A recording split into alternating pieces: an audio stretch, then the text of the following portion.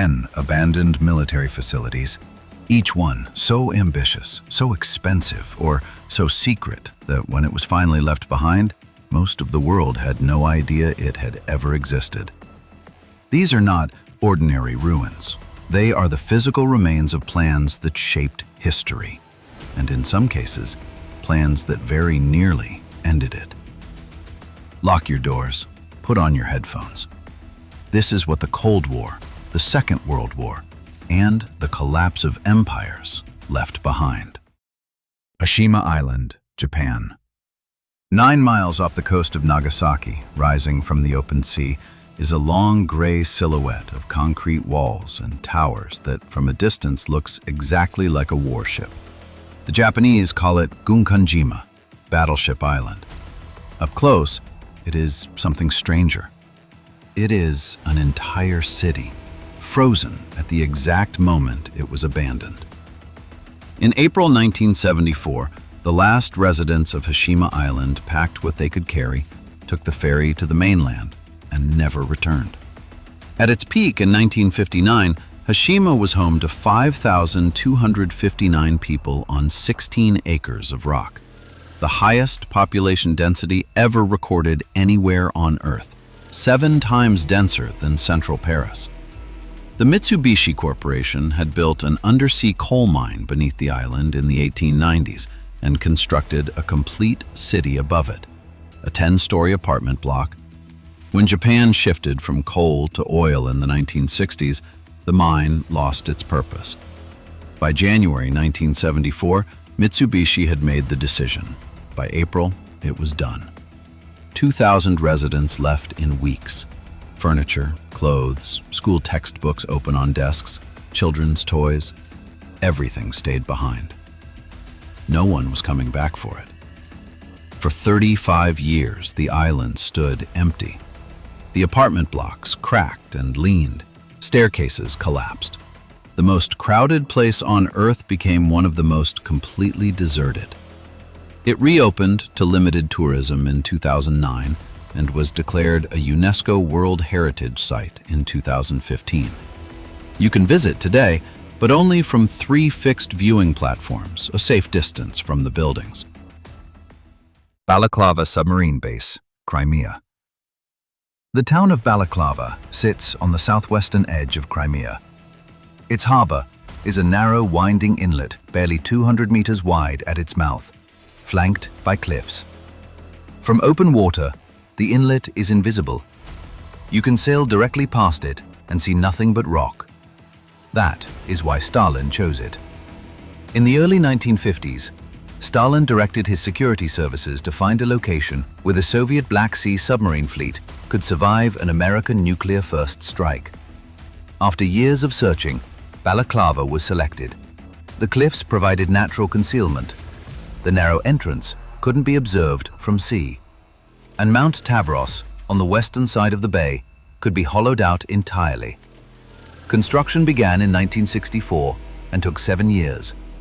Workers removed 120,000 tons of solid limestone from inside the mountain, carving a 600-meter water channel straight through it from one side of the bay to the other. The channel was 22 meters wide and 8.5 meters deep, large enough to accommodate 7 submarines simultaneously, floating in complete darkness inside the rock. Steel and concrete blast doors at each end weighed 160 tons each. Closing them took 40 minutes. The entire facility was designed to withstand a direct nuclear strike of 100 kilotons, 5 times the power of the bomb dropped on Nagasaki. Inside the mountain, dry docks for submarine repair, weapons workshops, torpedo storage, a command center, barracks, a hospital, a bakery, and food stores for extended survival. The town itself was classified, wiped from Soviet maps, and merged administratively into Sevastopol, so it would not appear on any foreign intelligence document. Submarines moved only at night, and when they did, all electricity in the town was cut, so no shore light would silhouette the vessels. The base operated until 1993. After the Soviet collapse, looters stripped everything that could be carried. The hollowed mountain sat open and unguarded for years, before becoming a museum in 2003. The full length of the channel can be walked today, inside the cliff where 7 submarines once waited in the dark for an order that never came. Željava Air Base, Yugoslavia. In the 1950s, Yugoslav President Josip Broz Tito faced a strategic problem that no other European leader shared in quite the same way. Yugoslavia sat between NATO to the west and the Soviet Union to the east, allied to neither and threatened by both. If either side attacked, the Yugoslav Air Force needed to survive the first strike and still be capable of responding. Surface airfields could be destroyed within minutes. Tito's engineers decided to put the entire Air Force inside a mountain. Construction of Željava Air Base, codenamed Object 505, began in 1957 on a mountain on what is now the border between Croatia and Bosnia and Herzegovina. It was completed in 1968. Workers spent 11 years boring a 3.5-kilometer network of tunnels, creating underground hangars large enough to shelter 58 MiG-21 jets, with emergency capacity for up to 100 aircraft. 4 tunnel exits cut directly into the mountainside, each sealed by blast doors. The facility included its own radar system, tracking airspace across the entire Balkans, the Yugoslav equivalent of NORAD, with shelter for 1,000 people and supplies for approximately a month. It was built to survive a direct 20-kiloton nuclear strike. The total cost was approximately $6 billion, 3 times the combined annual military budgets of Serbia and Croatia, and the most expensive military construction project in Yugoslav history. When Yugoslavia began to fracture in 1991, Željava became a launching point for airstrikes in the opening months of the wars. As the military withdrew, they destroyed the base from inside. In 1992, retreating forces detonated 56 tons of explosives inside the tunnel network. The blast shook cities miles away. Residents of nearby villages reported smoke rising from the mountain entrances for 6 months afterwards. The concrete shell held. The mountain is still there. The tunnels are still there. The blast doors, warped and half-collapsed, are still there. You can walk inside today, though landmines from the conflict remain in the surrounding area, and several sections are at risk of collapse. $6 billion built to be indestructible, destroyed from the inside by the country that built it. And still standing. Teufelsberg, Berlin. The highest point in Berlin is not a building and not a natural hill. It is a mountain of rubble, 26 million cubic meters of pulverized remains from approximately 400,000 buildings, piled up by hand in the Grunewald forest after the Second World War, because the city had nowhere else to put the wreckage of itself. Buried deep inside that mountain, entombed under all the rubble, is an unfinished building, an Albert Speer-designed military technical college that the Allies attempted to demolish after the war. The concrete was too thick. They covered it over instead. It is still there. And on top of all of that, the NSA built one of the most important Cold War listening stations in the world. American intelligence realized in the late 1950s that the artificial hill, rising approximately 120 meters above the surrounding forest, gave them an unobstructed line of reception in every direction across divided Berlin. Mobile listening units arrived at the summit in July 1961. Permanent construction began in 1963. Within a few years, Field Station Berlin had become a critical SIGINT facility, part of the global Echelon surveillance network, intercepting Soviet and East German military communications around the clock, staffed by NSA and British intelligence personnel who called it simply the Hill. The Soviets knew it existed and were reportedly furious. The full extent of what was being intercepted remained classified for decades and, in some cases, still does. The wall fell in 1989. The listening station closed in 1991. The buildings were left standing, and Teufelsberg passed through a succession of developers who proposed hotels, luxury apartments, a meditation university proposed by David Lynch, and a spy museum. None of it happened. The site decayed, graffiti artists moved in, and the abandoned radar domes and corridors are now covered floor to ceiling in murals. Wünsdorf, Little Moscow in Germany. 25 miles south of Berlin, inside a dense forest of pine and larch, sits a fenced compound of crumbling Soviet-era buildings that once housed 75,000 people. The locals called it the Forbidden City. For 50 years, no East German civilian was permitted inside without a special pass. The soldiers and their families who lived there had everything: schools, shops, hospitals, a theater where Bolshoi ballet performances were flown in from Moscow, and a dedicated daily train service running directly to the Soviet capital. It was, by almost every measure, a Soviet city that happened to be located 25 miles from Berlin.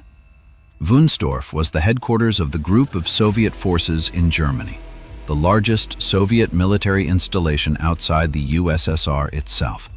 Marshal Georgy Zhukov established it after the Second World War as the command center for all Soviet forces across East Germany. At its peak, 75,000 men, women, and children lived within its concrete boundaries. From Wünsdorf, commanders coordinated the sealing of the Berlin Wall in August 1961. When the wall fell in 1989, the mission changed. The soldiers began leaving. By 1994, the last of them were gone, given as little as 12 hours notice before departure in many cases. When German locals were allowed inside for the first time, they found plates set on tables. Abandoned pets wandered the corridors. Behind the departing Russians, authorities removed 98,000 rounds of ammunition, 47,000 pieces of ordnance, and 29 tons of munitions. Another 45,000 cubic meters of waste, chemicals, asbestos, paint, used oil, was left behind. A statue of Lenin still stands in front of the officers' building, looking toward a structure where birds now nest in the roof. Parts of the site have been converted to affordable housing. Large sections remain exactly as left in 1994. A Soviet city rotting inside a German forest, 30 years after the last train to Moscow departed. Camp Century, Greenland. In 1959, the United States Army cut a network of tunnels into the Greenland ice sheet and told the world it was a scientific research station. That was partially true. What they didn't tell the world, or the Danish government that technically owned the territory, was that the tunnels were also prototypes for one of the most ambitious weapons deployment schemes of the Cold War. The plan was called Project Iceworm. The goal was to hide 600 nuclear missiles inside the Arctic ice, close enough to the Soviet Union to guarantee a devastating second strike from a location that could never be targeted because it could never be precisely located.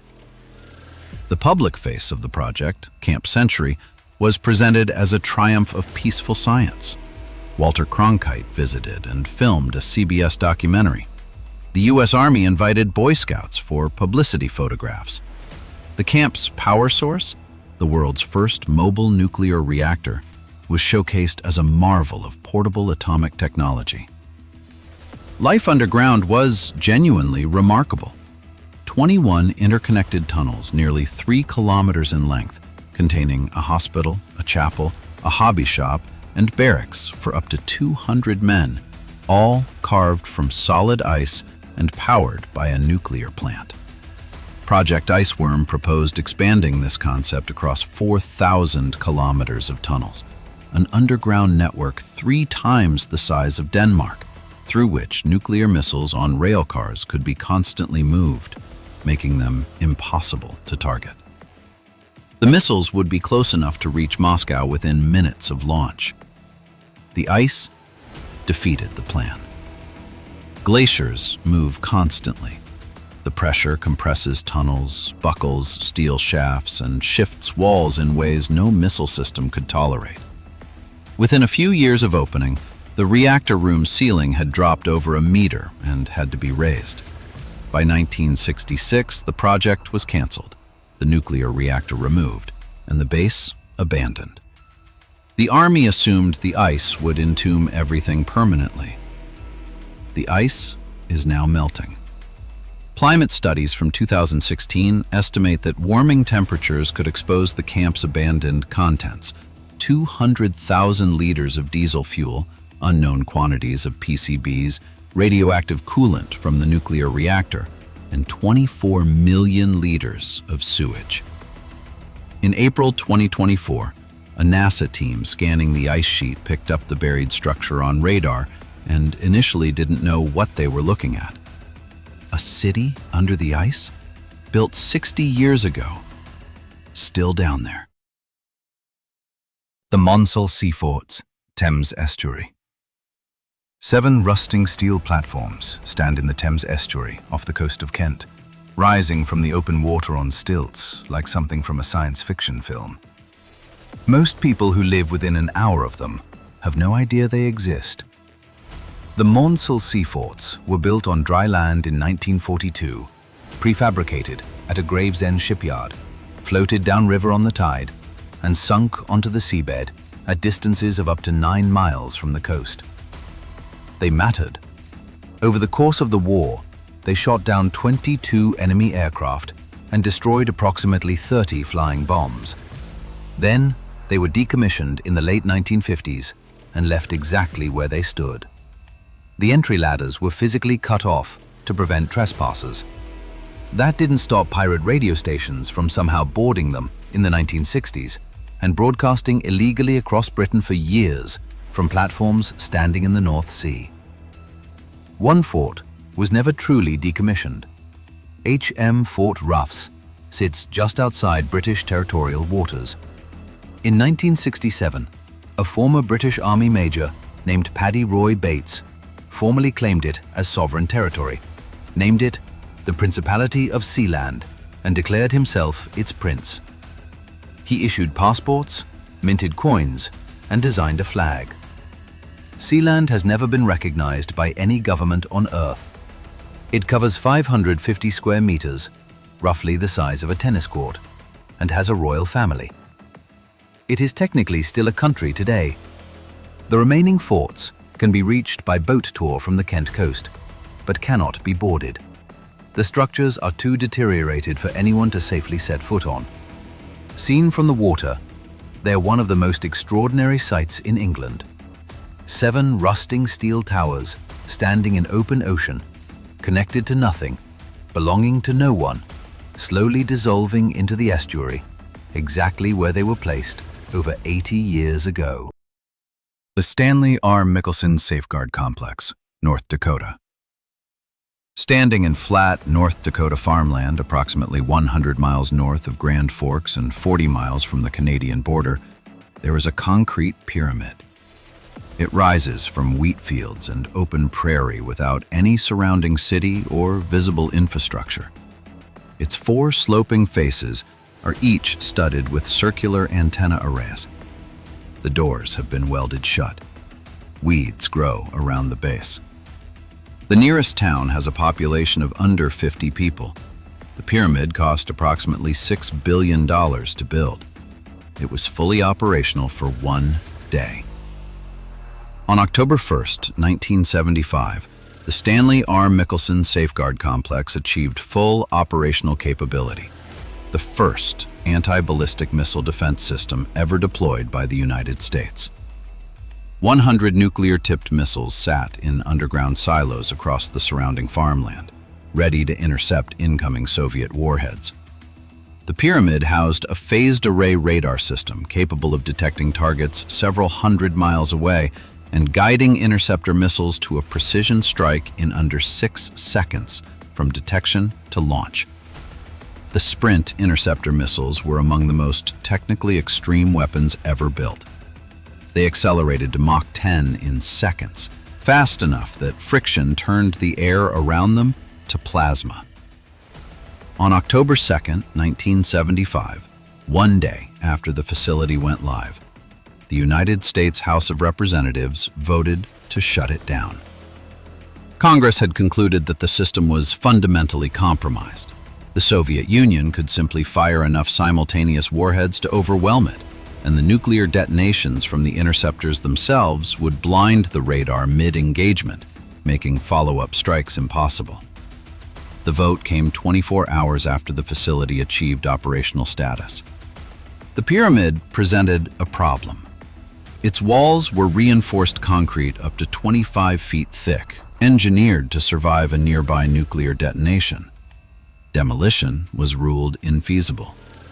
No civilian repurposing could be adapted to a structure built for a singular mission. The doors were welded shut in 1979. In 2012, the U.S. military auctioned the entire complex. The winning bid, for a facility that cost $6 billion, was $530,000, paid by a Hutterite farming community from North Dakota. Prypiat, the Chernobyl Exclusion Zone, Ukraine. At 1:23 in the morning on April 26, 1986, reactor number 4 at the Chernobyl nuclear power plant exploded. The explosion sent a column of burning graphite and radioactive material 1,000 meters into the night sky and released approximately 400 times the radioactivity of the bomb dropped on Hiroshima. It contaminated more than 100,000 square kilometers across 3 countries. The radiation levels immediately around the destroyed reactor were lethal within minutes of unprotected exposure. 2 kilometers from reactor number 4, 50,000 people were asleep in their apartments with no knowledge that any of it had happened. Prypiat had been built in 1970 specifically to house the workers and families of the Chernobyl plant. It was a model Soviet city, one of the youngest and most deliberately modern in the entire USSR, built with the confidence of a state that regarded nuclear power as the purest expression of technological progress. The average age of its residents at the time of the disaster was 25. It had schools, hospitals, cinemas, restaurants, a sports complex, and an amusement park with a Ferris wheel scheduled to open for the first time on May 1, 1986, 5 days after the explosion. The Ferris wheel is still standing today, rising above the tree line at the edge of the central plaza, its yellow paint long faded, its structure slowly oxidizing in the open air. It is one of the most photographed images of the 20th century. The evacuation notice was broadcast over the city's public address system at 2 in the afternoon on April 27th, 36 hours after the explosion. Residents were told to take their identification documents and food for 3 days. They were told the evacuation was temporary, a precaution, and that they would be back within 2 weeks once the situation was contained. Buses lined every street simultaneously. 50,000 people were removed from the city in under 3 hours. Almost nobody packed more than a single bag. They locked their doors, boarded the buses, and left. Almost none of them ever returned. The city was abandoned at 2 in the afternoon on a Saturday in April 1986. It has not been inhabited since. Everything left behind at that moment is still in those buildings. Books open on school desks, textbooks stacked in hallways, children's drawings pinned to boards in nursery rooms, patient files from that day and night, documenting the progression of acute radiation syndrome in men who would be dead within days or weeks, sit in folders in rooms that have not been properly entered in decades. In the basement, the contaminated protective clothing abandoned by the first responders remains where they left it, too radioactive to safely move. It is still there. In the Palace of Culture, the photography exhibition mounted in the main hall on the evening of April 25th remains partially in place. Some of the photographs show the Chernobyl plant itself, taken in the months before the explosion by workers who had no knowledge of what was coming.